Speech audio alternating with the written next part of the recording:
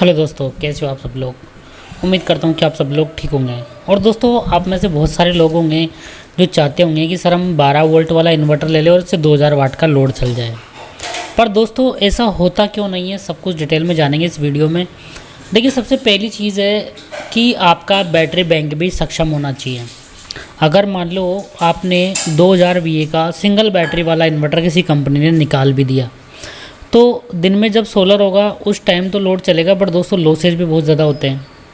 क्योंकि 12 वोल्ट से 220 वोल्ट, मतलब 12 वोल्ट डीसी को एसी में कन्वर्ट करेगा, फिर उसको बूस्ट करेगा 220 वोल्ट तक। तो दोस्तों 12 वोल्ट को, और वहाँ पे देखो करंट भी बहुत हाई होगा। अगर मान लो हमें 100 वाट का लोड चलाना है, मतलब मान लो आप 60 वाट का भी लोड चलाना है, तो दोस्तों ट्रांसफार्मर की जो प्राइमरी वाइंडिंग है इसमें 5 एम्पियर करंट फ्लो होगा।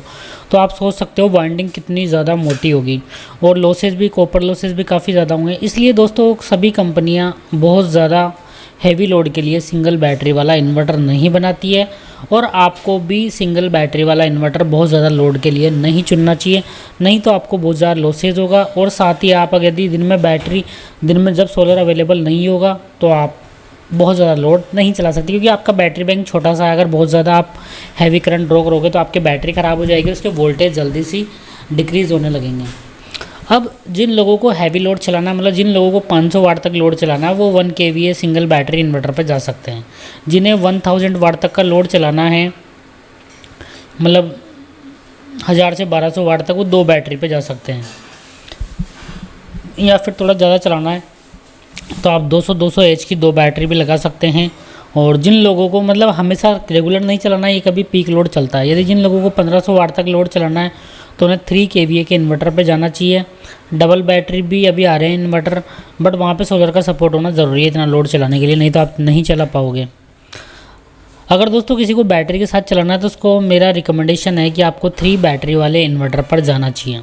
जितना बड़ा आपका बैटरी बैंक होगा, क्योंकि अगर बैटरी से आप बहुत ज़्यादा करंट ड्रेन करोगे, जो उसकी रेटिंग है उससे ज़्यादा, तो दोस्तों जल्दी से बैटरी का वोल्टेज गिर जाएगा। तो आप प्रॉपर तरीके से, आपकी बैटरी काम नहीं करेगी और प्रॉपर तरीके से बैकअप नहीं देगी। तो दोस्तों यही मेरी एडवाइस है कि आप बहुत ज़्यादा लोड बैटरी पर मत चलाइए। बैटरी केवल जिन पर्पज़ के लिए बनी है उसी के लिए आप यूज़ कीजिए। दिन में जब सोलर अवेलेबल है डेफिनेटली उस टाइम आप चला सकते हो। तो दोस्तों आज की वीडियो में हम बात करने वाले हैं आशा पावर रोवर 3036 की बात करने वाले हैं, जो कि 3 kVA का इन्वर्टर है और जिसमें 3 बैटरीज लगती है। तो आइए स्टार्ट करते हैं वीडियो को और जानते हैं इस इन्वर्टर के बारे में। दोस्तों आप में से बहुत सारे लोग होंगे जो कि 3 kVA के इन्वर्टर पर काफ़ी ज़्यादा लोड चलाना चाहते हैं, तो उनके लिए ये इन्वर्टर बना है रोवर 3036। तो दोस्तों अगर ज़्यादा वोल्टेज का इन्वर्टर होता है, जैसे 12 वोल्ट, 24 वोल्ट, 36 वोल्ट, तो इनमें ज़्यादा वोल्ट के इन्वर्टर में लॉसेज भी कम होते हैं। यहाँ पे अगर हम बात करें, यहाँ पे जो कोर है ये CRGO की कोर का यूज़ किया गया है, और लिमिटेड कोर है, जिससे कि हिस्टैरिसीस और एडी करंट लॉसेज काफ़ी कम हो जाते हैं।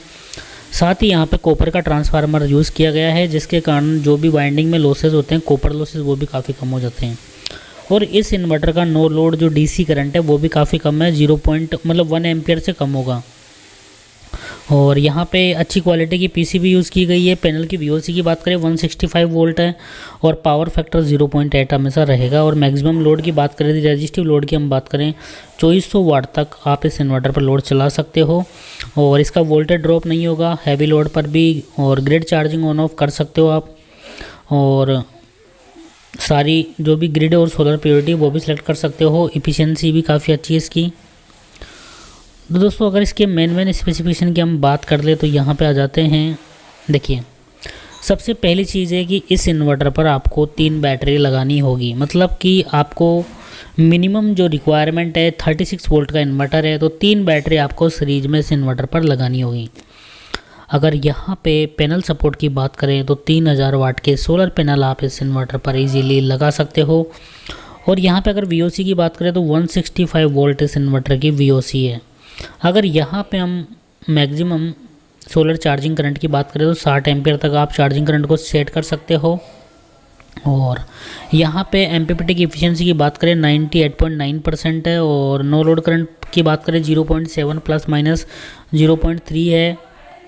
और ग्रिड चार्जिंग करंट को आप 4 एम्पियर से 20 एम्पियर तक सेट कर सकते हो।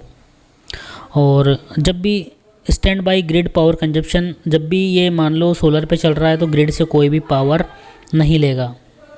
और यहाँ पे अगर हम बात करें दोस्तों, यहाँ पे आगे देखिए, यहाँ पे और भी इसके फीचर दिखाए गए। तो 3 बैटरी आपको लगानी है और 165 वोल्ट VOC तक आपको जाना है और आउटपुट वोल्टेज इसका 222 वोल्टेज। पावर फैक्टर की बात करें, ये 0.8%। और यहाँ पे बैटरी, इसके अलावा देखिए यहाँ पे अगर MPPT सोलर चार्ज कंट्रोलर की हम बात करें तो यहाँ पे देखिए 165 वोल्ट इसकी VOC है, 3000 वाट तक की पैनल सपोर्ट करता है और मैक्सिमम जो आउटपुट करंट है इसका 60 एम्पियर है। और 3 स्टेज में बैटरी चार्ज करता है, बल्क ऑब्जर्वेशन और फ्लोट। और यहाँ पे ग्रिड चार्जिंग डिसेबल का ऑप्शन भी है। साथ ही दोस्तों यहाँ पे LCD डिस्प्ले है जिसमें कि सारे के सारे पैरामीटर दिखाता है। साथ ही यहाँ पे जो इंडिकेशन लाइट है वो भी इस इन्वर्टर में दी गई है। तो दोस्तों ये था इस इन्वर्टर का एक स्पेसिफिकेशन ओवरव्यू। अगर आप ख़रीदना चाहते हो तो खरीद सकते हो। Thank you so much. और यहाँ पे देखिए कनेक्शन डायग्राम भी इसका हम देख लेते हैं। देखिए दोस्तों, सबसे पहले मैं यहाँ पे 50 वोल्ट VOC के 500 वाट के 6 पैनल लगाए गए हैं। मतलब 500 वाट का प्रत्येक पैनल है जिसकी VOC है 6, जिसकी VOC है 50 वोल्ट। अगर 50 वोल्ट VOC के 500 वाट के पैनल आपको इस इन्वर्टर पर लगाने हैं तो 3-3 की सीरीज बना दो। यहाँ पे 150 वोल्ट हो गए, जबकि इस इन्वर्टर की VOC 165 है। तो कोई भी लेटेस्ट टेक्नोलॉजी के सोलर पैनल हो, चाहे टॉपकॉन हो, कोई भी पैनल आप इस इन्वर्टर पर इजीली 3 पैनल सीरीज में लगा सकते हो। अगर 6 पैनल लगाने, मान लो 575 वाट के भी मैं लेता हूँ, ये सब इन्होंने रिकमेंडेड किया है 500 वाट के, तो यहाँ पे 6 पैनल लग जाएंगे। और VOC लगभग 150 वोल्ट हो रही है पैनल्स की, जबकि इस इन्वर्टर की 165 वाट है। और यदि आपको 4 पैनल लगाने तो 2-2 की सीरीज आप बना सकते हो इस इन्वर्टर पर। तो दोस्तों ये था इस इन्वर्टर का overview. Thank you so much.